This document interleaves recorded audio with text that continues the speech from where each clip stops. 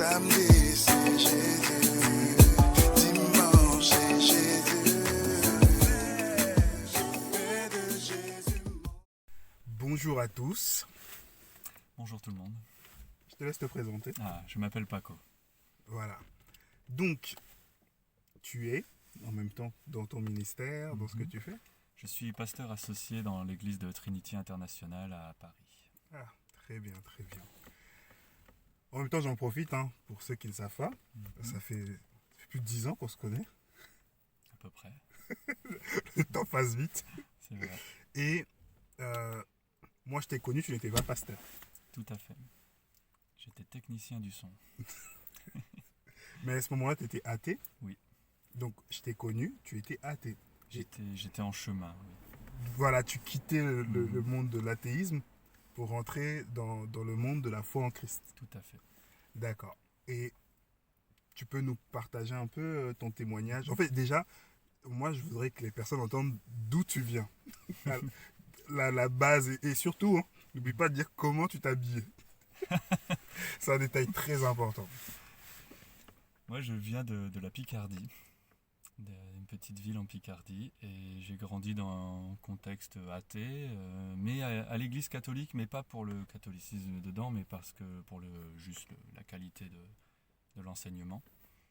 Donc j'ai suivi des célébrations sans vraiment comprendre ce qui se passait, mais du coup, quand je suis arrivé à la vingtaine d'années, si on me parlait de Dieu ou de Jésus, j'associais tout de suite avec les choses que j'ai pas vraiment compris à l'église catholique, et du coup, ça me plaisait pas beaucoup.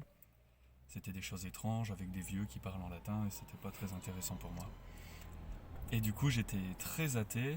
J'aimais bien embêter les gens croyants en leur faisant remarquer qu'ils n'étaient pas capables d'expliquer leur foi, les raisons de leur foi.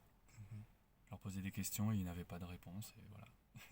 Et du coup, voilà, comme disait Béné, je fréquentais énormément de concerts de musique métal et j'avais des cheveux longs et j'étais habillé tout en noir. Et voilà. Et tu mettais les maquillages ou pas? Très rarement, j'ai dû mettre un peu de noir, mais très rarement. D'accord. C'était le style, quoi. C'est comme ça. Tout le monde était habillé comme ça, dans la foule. T'écoutais aussi du métal, etc. Tout ça, quoi. Oui, beaucoup. Dans la ville dans laquelle j'étais, il y avait beaucoup de musiciens de métal qui donnaient beaucoup de concerts. Ah, ça n'a rien à voir. Mais c'est une question. Parce que comme tu parles de ça, c'est vrai que souvent on ne connaît pas forcément. Parce que, en fait, nous, souvent, on fait allusion à. Parce qu'une personne est gothique, on met souvent. On fait cette allusion, forcément, elle est sataniste. Ah oui, non, ça n'a rien à voir. Tu peux juste nous l'expliquer aussi. En même temps, on en profite. Oui. Le mouvement de métal ou le mouvement gothique, c'est esthétique ou musical ou dans l'art en général, mais ça n'a que très très très très peu de gens connectent ça avec des choses spirituelles ou sataniques. C'est très très rare. Moi, j'en ai connu un dans toute ma vie. D'accord. Et il n'avait pas l'air hyper convaincu, même lui. Donc, d'accord. Et Jésus te répugnait pas ou quelque chose comme ça? Non, j'étais juste très indifférent parce que pour moi c'était des choses, des histoires pour les gens. Il n'y avait rien de vrai dedans et ça ne m'intéressait pas parce que je pensais que c'était pas vrai. D'accord, donc c'était plus un style, quoi, comme ceux qui aiment bien le rap, le R&B, oui, voilà, quand rock. on aime beaucoup le style de musique, on commence à ressembler un peu aux gens qu'on aime bien, c'est normal. D'accord. Là, okay. Quand les rappeurs ont des styles, tous les jeunes changent de style d'un seul coup. Bah là, ils ont tous les cheveux longs, donc voilà. Ils sont pas loin de ton ancien style. C'est ça. Ok, tu peux continuer à nous expliquer un peu. Voilà, et du coup, ce qui s'est passé, c'est qu'il y a une série d'événements où Dieu, en fait, m'a fait rencontrer des personnes pour me mener. Et moi, j'ai pas remarqué tout de suite que ça se passait comme ça, évidemment. Je me suis rendu compte après. Mais il m'a d'abord fait rencontrer la personne qui allait devenir ma femme, qui était élevée dans la foi catholique très, très forte, avant d'être sauvée elle-même aussi. Et je suis venu à Paris pour étudier, pour être technicien du son. Et donc par ce biais-là, par mon épouse et sa sœur et tout ça, j'ai rencontré le directeur d'une chorale gospel qui m'a tout de suite proposé de travailler avec eux en même temps que j'étudiais, ce qui était parfait pour moi parce que je pouvais mettre en application tout de suite. Et c'est là que j'ai travaillé avec Béné et tous ses amis chanteurs. Et j'ai rencontré des jeunes gens qui avaient mon âge, mais que leur vie c'était le contraire de la mienne. Ils chantaient des louanges et ils priaient. Moi, j'avais jamais vu les gens faire ça. Moi, les gens de mon âge, on allait dans les bars et on faisait la fête, quoi. Donc c'était très différent et très intriguant. Et plus je le côtoyais, et le chef, tout ça, et plus je me posais beaucoup de questions. Donc je me suis dit peut-être que je devrais refouiller quand même un petit peu cette histoire de Dieu que peut-être j'avais pas compris. On m'avait peut-être pas bien expliqué. Aussi. Alors j'ai trouvé une Bible qui traînait quelque part, j'ai demandé si je pouvais la prendre, on m'a dit oui, bien sûr, sers-toi, personne ne s'en sert. Du coup je l'ai prise, et j'ai voulu la lire comme un livre, hein, parce que moi j'ai fait des études littéraires, alors j'ai commencé à gauche pour aller vers la droite. Hein. Ouais. Et j'ai adoré la Genèse, j'ai adoré l'Exode, c'était incroyable. Après je suis arrivé dans le Lévitique. Aujourd'hui je trouve que c'est passionnant à étudier, mais à lire, surtout la première fois, je me suis dit c'est pas ça que je cherche. Moi je veux savoir si Jésus est réel, et qu'est-ce qu'il veut exactement. Bon, je ne l'ai pas vu tout de suite dans le Lévitique, donc j'étais un peu découragé. Mais, Mais je profite aussi de ça. Tu conseillerais quoi à une personne qui commence par exemple sa lecture? Souvent, Parce que je vu dis que aux tu es gens, passé aussi voilà, par là. je leur dis, tu veux faire comme moi, mais ça n'a pas bien marché. Je recommande de lire l'évangile de Jean. Mm. Après, on en discute. Puis le livre des Actes, on en discute. Le livre de Romains, parce que là, tout est bien expliqué de manière systématique par Paul. Et puis après, de lire le reste, quoi, de reprendre à la Genèse. Ok. Plus commencer par le Nouveau Testament, quoi. Oui, j'aime Voilà. bien, parce que je pense que l'ancien doit être lu à travers la lunette un peu du nouveau pour être Ok. vraiment bien compris. Ok. Les choses de l'ancien prennent leur sens à travers le nouveau. Ouais. Voilà. D'accord. Et donc du coup, voilà, donc j'avais beaucoup de questions. Je me disais, bon, quand j'allais parfois à la messe avec la belle famille, je me disais, je comprends pas tellement pourquoi les choses. Et puis je lisais de plus en plus dans la Bible et je me disais, je comprends pas non plus trop ce qui se passe. Tout était très confus. Et c'est là que le chef de cette chorale m'a dit, si tu viens dans mon église, donc une église, l'église Trinity à Paris, il m'a dit, et que tu joues de la basse pour moi, en échange, le pasteur va répondre à toutes tes questions. C'était un fin négociateur quand même, Ouais. ce monsieur. Bah oui, parce que moi je me suis dit, je vais jouer de la musique, j'aime ça, avec des bons musiciens, des gens sympas, je les avais croisés une fois ou deux, ils étaient gentils. Il y avait beaucoup de nationalités présentes et ça j'aimais bien. Mhm. Parce qu'aussi j'étais intrigué de qu'est-ce qui faisait que tous ces gens avec des mœurs très différentes peuvent vivre ensemble comme ça. Ok. C'était intriguant aussi pour moi. Et puis en plus on allait répondre à mes questions, alors moi j'étais très content. En plus le pasteur je l'avais croisé une fois, il était très gentil, il est toujours très gentil d'ailleurs, même il est reparti chez lui. Et donc voilà, donc je suis arrivé dans l'église, le pasteur m'a reçu, il a répondu mes questions, il m'a mis tout de suite dans une formation de discipulat pour le service, Ok. qui s'appelle la formation biblique de l'Alliance, qui fait partie d'une alliance d'église. Et quand j'ai fini ça, il m'a dit bah, c'est très bien, maintenant je vais t'envoyer en mission en Afrique parce que c'est important que tu fasses ça. Je dis bon, comme tu veux, alors allons-y. J'ai fait ça 2 fois. Et après, il m'a dit Et- bon, bah maintenant je vais te mettre dans une formation T'es parti pastorale. où quand t'es parti en Afrique? Je suis parti en Guinée, à Conakry, Combien de temps? 2 fois 2 semaines. D'accord. Et c'était quoi? T'as fait quoi exactement? La première année, j'ai travaillé avec les missionnaires. Ils avaient un centre pour apprendre l'anglais aux gens parce que comme ils sont très désœuvrés, parce qu'il n'y a pas beaucoup de travail, D'accord. plutôt qu'ils s'ennuient, ben, ils leur apprennent l'anglais. Ça leur fait un plus pour Mm. trouver un métier parce qu'ils deviennent presque bilingues. Mm. Et puis c'était très sympa, il y avait d'autres activités. J'ai rencontré l'église là-bas aussi. Donc la D'accord. 2e année, je suis retourné pour former les églises avec les techniques du son, D'accord. Ok. entre autres. Ouais. D'accord. C'est vraiment de l'apprentissage, de la formation, un peu Ouais, plus quoi. ouais, ouais. C'est- Mais c'est- moi, je venais pour apprendre de l'anglais ou du technique du son, et puis j'ai reçu énormément de ces gens-là, de l'église, de la vie chrétienne. C'était moins une mission, on va dire, spirituelle. Bah quand c'est- même, parce que le but, c'était pas l'anglais en soi, c'était de créer une connexion, de rendre D'accord. On service, servait de ça pour comme pour avoir une opportunité de créer une relation, une amitié, et partager l'évangile. Je me Ok. souviens que j'avais parlé avec eux, je leur avais dit, parce que c'était à peu près au moment de la réforme dans l'année, on parlait de ça en tout cas. Et je leur ai dit, mais vous connaissez Martin Luther? Et ils m'ont dit, ouais, c'est pas un mec qui a créé une secte en Allemagne. Du coup, ça avait ouvert la porte pour qu'on puisse parler de l'histoire de l'Église. Ok. Et je leur ai raconté l'histoire de Martin Luther, ils ont trouvé ça génial. Ils m'ont dit, waouh, c'est vachement bien, c'est intéressant. Donc c'était bien, il y avait beaucoup d'opportunités. D'ailleurs, quand je suis retourné la 2e année, Ouais. il y avait beaucoup plus de gens qui étaient convertis D'accord. dans ce centre-là. Ouais, gloire au Et Seigneur. plus de locaux qui étaient des chrétiens. Parce qu'avant, ils avaient un peu cette image, bon bah les chrétiens, ce sont les blancs qui viennent chez nous. D'accord. Que quand je suis retourné, il y avait beaucoup plus de gens de différentes ethnies là-bas qui étaient des chrétiens. Ok. C'est une bonne chose. Ça. Ouais. En tout cas, j'ai beaucoup appris d'eux et ils sont très gentils. Donc ensuite. Ben ensuite, le pasteur m'a mis dans une formation pour le ministère, Ouais. qui est en ligne, que j'ai terminé il y a 2 ans. Plus du mentorat, plus ensuite, depuis 2 ans, je continue ma formation personnellement. J'ai encore un mentor, bien sûr. Et en plus de mon service dans l'église ici. Mais c'est quoi? Parce que c'est vrai que moi, dans ce là où j'évolue, il n'y a pas toute cette notion, ou bien des fois, c'est pas les mêmes mots. Mm. Comme on a pu, voilà, on a un problème souvent de lexique aussi, Oui, qui fait que oui, ça oui. nous différencie parce qu'on n'a pas les mêmes aussi définitions. Mhm. On a déjà pu en échanger aussi, et ça crée énormément de confusion. Donc, toi, tu peux nous expliquer aussi qu'on comprenne qu'est-ce que toi tu veux dire, parce que il y en a, ils vont dire mentor dans d'autres dans d'autres sens, parce que je connais d'autres visions, ils utilisent mentor dans d'autres sens. Il y en a. Mhm. Donc toi, c'est quoi en fait ta définition de ça? C'est quoi le rôle de la personne? C'est quoi exactement? Ouais, eh bien, quand mon appel pastoral de Dieu était très clair, Ok, j'ai su qu'il fallait que j'apprenne voilà, la théologie, l'histoire de l'Église, comment faire les choses pratiquement. ok, Mais c'est pas que intellectuel, il faut de l'expérience. Et les pasteurs expérimentés, reconnus, que je connais, ben, ils ont beaucoup à m'apporter en ça. Donc je leur demande, en ce moment c'est le pasteur de Boulogne, d'accord, je lui demande de me faire part de son expérience, de m'interpeller sur des choses, de vérifier que j'ai compris certaines choses, que j'ai expérimenté certaines choses, de faire du suivi avec moi parce qu'il me connaît, ok. de me reprendre s'il faut me reprendre. Voilà, de ne pas me laisser tout seul avec étudier des choses et tester comme ça. Parce que moi je pense oui, c'est normal de faire des erreurs quand on apprend, mais j'essaie de le limiter au maximum parce qu'on travaille quand même avec les gens, avec leur foi, avec leur vie, et on n'a pas envie de blesser qui que ce soit, même par Et- erreur de débutant, quoi. C'est une et responsabilité. il y a une chose que tu dis euh, que, que moi j'apprécie, même si des fois il y a forcément toujours des divergences ou des choses on ne voit pas de la même manière, mais ça n'enlève pas forcément d'autres saluts ou autres. Mais moi je trouve que reconnaître ça, ça emmène de l'humilité. Et c'est ce qui manque à beaucoup.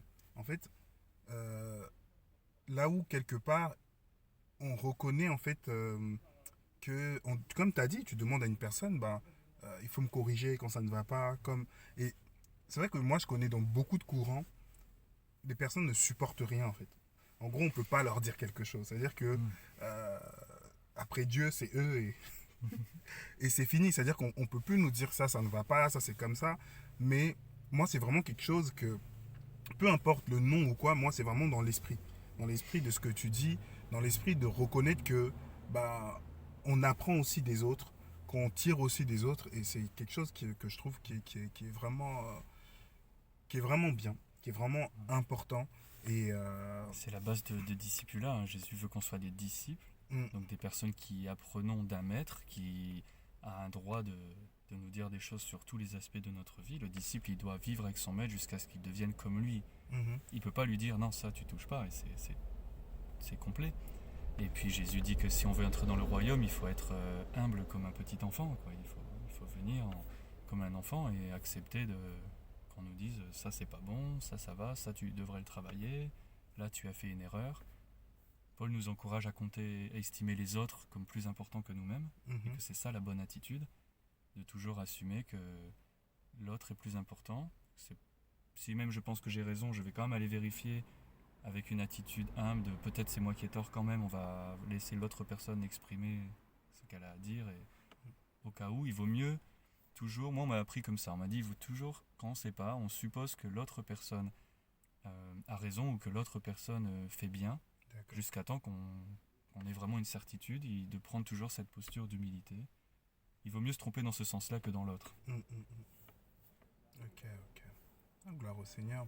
Et aujourd'hui, maintenant, dans tout ce travail que le Seigneur t'emmène ou te prépare, il y a quoi? Il y a des perspectives, il y a des objectifs, t'as quelque chose, parce que de ton cheminement que tu as fait, parce que comme je t'ai dit, euh, le Seigneur m'a permis aussi de te voir en même temps évoluer dedans. Donc, moi, ça me fait toujours plaisir, franchement, à chaque fois que je te vois. Et c'est ce qu'on appelle vraiment des témoignages vivants, tu vois. Et de là où tu étais sceptique, aujourd'hui, monsieur le pasteur, c'est. Voilà, moi, ça me touche beaucoup. Moi, ça me touche beaucoup. Et, et aujourd'hui, c'est quoi? Où est-ce que le Seigneur te conduit maintenant dans toutes ces choses-là? Et là, j'ai pas vraiment un plan, un projet. Je peux te dire, dans 3 ans, je vais faire ça. J'en sais rien du tout. Moi, j'improvise toute ma vie avec qu'est-ce qu'on fait aujourd'hui. Tu laisses le Seigneur te conduire. C'est ça, je me réveille, je dis tiens, qu'est-ce qu'on fait aujourd'hui. Donc c'est vrai que parfois, certaines personnes aimeraient que j'ai des projets parce que ça les aiderait à m'aider. Ouais. Bon, j'essaie d'y réfléchir, mais c'est très compliqué pour moi. Mais toujours est-il que là, voilà, j'ai des responsabilités avec des groupes ici, de discipulat avec des personnes, ça prend du temps et je sais que ça va durer encore un moment, donc je sais que je ne vais pas changer du jour au lendemain complètement tout. J'ai commencé un travail là avec certaines personnes et on voit que le Seigneur fait des choses incroyables avec eux. Ok. Et ça, c'est très encourageant. Et autant ils m'utilisent pour leur apprendre plein de choses qu'ils les utilisent eux pour continuer de me former énormément. Ok. Et donc on grandit tous ensemble en se servant les uns les autres et ça, c'est bien. Gloire au Seigneur. Donc si ça continue comme ça, c'est parfait. Non, mais c'est une bonne chose. Et qu'est-ce que toi, tu aurais à dire pour nous encourager un peu aujourd'hui dans notre foi, ou pour ceux qui on part tous de quelque part, pour ceux qui ont du mal à démarrer. S'il y a quelqu'un qui a du mal réellement, il y a une personne qui peut rester pendant 10 ans à l'église mais qui n'a jamais rien compris. Il y a une personne qui... Qu'est-ce que tu pourrais, toi, nous apporter comme encouragement par rapport à ça? Peut-être juste de la persévérance, parce que c'est bien comme tu fais de partager des témoignages comme ça, Ouais. parce que ça montre que vraiment Dieu sauve tous les types de personnes et il fait ce qu'il veut avec les personnes qu'il veut. Gloire au Et Seigneur. même dans la Bible, on le voit. Par exemple, pour moi, Paul, c'est un des meilleurs exemples. Si Dieu raisonnait comme un humain, il aurait été chercher quelqu'un d'autre, quelqu'un de gentil, de classe, que les gens pensent c'est un bon enseignant, mais maintenant il va enseigner pour Christ parce qu'il avait déjà des dons de ça. Mais Paul, lui, il était occupé à tuer les chrétiens et il confesse plus tard qu'il n'est pas le meilleur des orateurs. Il y a même un passage qui me fait toujours un peu rire, que quand il prêche, et il y en a un jeune homme qui s'endort et qui tombe par la fenêtre, parce que Paul prêchait trop longtemps, et après il est ressuscité et Paul retourne prêcher. Il se dit même pas tiens, je vais peut-être laisser les gens dormir. Mais voilà, Dieu utilise vraiment les choses basses du monde pour montrer sa gloire. Personne n'est trop loin pour qu'il le sauve, personne n'est trop abîmé pour qu'il puisse l'utiliser. Et justement, quand on regarde les 12 apôtres, Dieu les a pas choisis parce qu'ils avaient des compétences où il s'est dit je vais utiliser ça. Il a pris des gens qui n'avaient aucune compétence qui correspondent pour que quand ils servent Dieu, les gens se disent forcément c'est Dieu qui fait quelque chose. Parce Amen. que, par exemple, Pierre, ils se disent Pierre, je le connais, c'est un pêcheur de poissons, et un pêcheur aussi. Et il n'était pas très fort, il n'était pas très doué. Voilà, souvent quand jamais il de ouvre sa poisson. bouche, il dit une bêtise. Il n'avait jamais de poisson. Il n'a pas de poisson. Nuit, jour. Voilà, c'était pas un érudit, tout ça. Et pourtant, il prêche à la Pentecôte et 3000 personnes sont sauvées. 3000 Et poissons. les gens, forcément, se sont dit voilà, Dieu existe, Dieu est vrai, parce que moi je le connais, Pierre, il fait pas ça. Ouais. Il n'a pas la formation pour ça, il n'a pas le talent, et pourtant il vient de le faire. Donc voilà, Dieu peut utiliser n'importe qui pour faire ses projets. Amen. Amen, amen. Je bénis le Seigneur. Et c'est vrai qu'il utilise n'importe qui comme il veut. Il ne doit rien à personne. Ouais, il choisit qui il veut, comme il veut. Et vraiment, ce que tu as dit aussi, parce qu'on a une image des écrits de Paul, mais Paul, quand on le comparait à Apollos était éloquent. Apollos, il l'impressionnait. Quand il arrivait dans les synagogues, il faisait taire les personnes. Mais Paul, il était fébrile. On l'a remis en question à Corinthe en disant montre-nous les lettres qui montrent que tu as été approuvé. Et c'est totalement ça. Et sinon, on aurait pu Gamaliel qui était là, qui avait beaucoup de sagesse. Et c'est ce que tu dis. Le Seigneur, il prend exactement ce que les autres ne considèrent pas. Et tout est fait pour sa gloire. Donc il faut que sa gloire soit vraiment visible. Et si la personne a déjà beaucoup de capacités par elle-même, c'est plus difficile de reconnaître la gloire de Dieu dedans. Donc on serait tenté de penser, oui, cette église, elle fonctionne parce que leur pasteur, il est un très bon orateur. Il a le droit d'être un très bon orateur. Mais s'il n'est pas très bon, au lieu de se dire, il n'est pas très bon, on va se dire, mais le message est quand même le même. Les vies sont transformées, les gens évoluent, ils apprennent, et Dieu l'utilise même lui. Il y a un dicton que j'aime bien, on dit que Dieu peut tracer des lignes droites avec des bâtons tordus. Amen. Et c'est très vrai ça. Et on voit davantage sa gloire que c'est lui qui a fait le travail. Ça c'est très très beau. Moi ça me parle beaucoup. Ouais, non. Non, franchement c'est très très beau. Dieu peut tracer des lignes droites avec des bâtons tordus. Donc si tu as un bâton tordu, C'est-à-dire que le Seigneur va, comme lui-même il dit, il va prendre ce qui est raboteux Mhm. et il va le rendre droit. C'est ça. Parce que c'est lui qui œuvre, c'est pas les personnes.